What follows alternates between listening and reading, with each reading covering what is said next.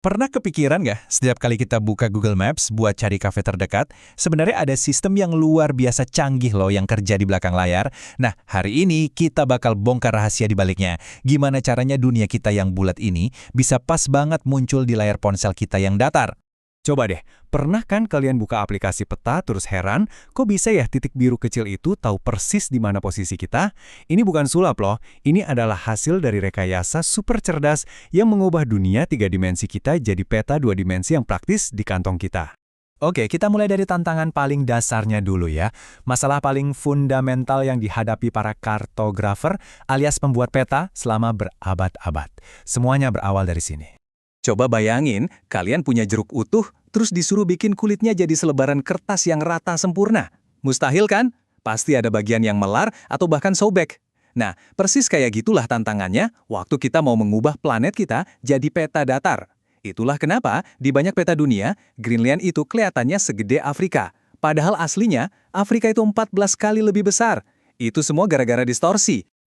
Terus gimana dong para ilmuwan dan insinyur modern ngakalin masalah kulit jeruk ini? Well, mereka menciptakan dua sistem utama yang bekerja sama dengan brilian. Yuk kita bedah satu persatu. Yang pertama, ada yang namanya sistem koordinat geografis. Anggap aja ini kayak sistem alamat global buat setiap titik di planet bumi. Garis lintang itu ngasih tahu kita seberapa jauh posisi kita di utara atau selatan dari khatulistiwa. Sementara garis bujur ngukur posisi kita di timur atau barat dari titik acuan di Greenwich, Inggris. Tapi ada masalahnya nih.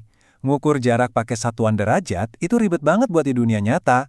Kan nggak mungkin kita bilang ke kontraktor, "Pak, tolong ya bangun jalan sepanjang 0,05 derajat."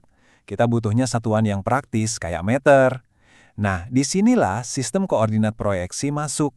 Sistem ini secara matematis ibaratnya ngegeprek sebagian dari globe dan ngubah koordinat derajat yang ribet tadi jadi koordinat meter, X dan Y yang simple di atas peta datar. Sekarang, yuk kita fokus ke salah satu sistem proyeksi yang paling umum dan paling penting di dunia, yaitu UTM. UTM atau Universal Transverse Mercator ini udah kayak bahasa standar buat pemetaan presisi di banyak negara, termasuk banget di Indonesia. Mulai dari merancang tata kota, mengelola hutan, sampai proyek konstruksi, sistem inilah yang dipakai karena super akurat dan terstandarisasi di seluruh dunia. Nah, ini nih bagian paling cerdasnya.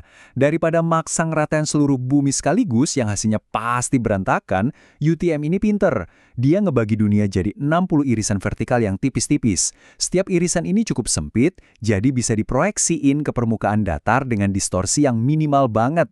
Jadi, apa sih rahasia di tiap irisan ini? Gini, tiap zona itu lebarnya cuma 6 derajat.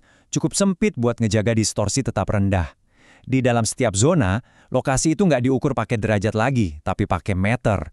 Koordinatnya disebut easting buat sumbu X alias timur barat dan northing buat sumbu Y alias utara selatan.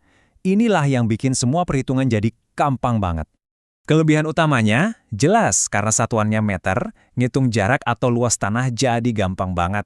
Super akurat buat skala kota atau provinsi. Tapi ada kekurangannya juga. Karena dunia dipecah jadi 60 irisan terpisah, UTM ini nggak dirancang buat bikin satu peta dunia yang nyambung utuh. Kalau dipaksa, pasti ada celah atau tumpang tindih antar zona. Oke, itu kan skala global ya. Terus gimana sistem irisan ini diterapin di negara kita, Indonesia, yang luasnya membentang dari Sabang sampai Merauke? Yuk kita lihat. Nah, karena Indonesia ini panjang banget dari barat ke timur, kita nggak mungkin cukup di satu zona UTM aja. Seperti yang bisa kita lihat di peta ini, wilayah Indonesia itu dilewatin sama 9 zona UTM yang berbeda-beda, mulai dari zona 46 di ujung barat sampai zona 54 di ujung timur sana. Betul, totalnya ada 9 zona. Artinya apa? Artinya para perencana, surveyor, atau siapapun yang kerjanya pakai peta harus teliti banget pakai zona yang tepat. Kalau lagi ada proyek di Sumatera, ya harus pakai zona UTM Sumatera.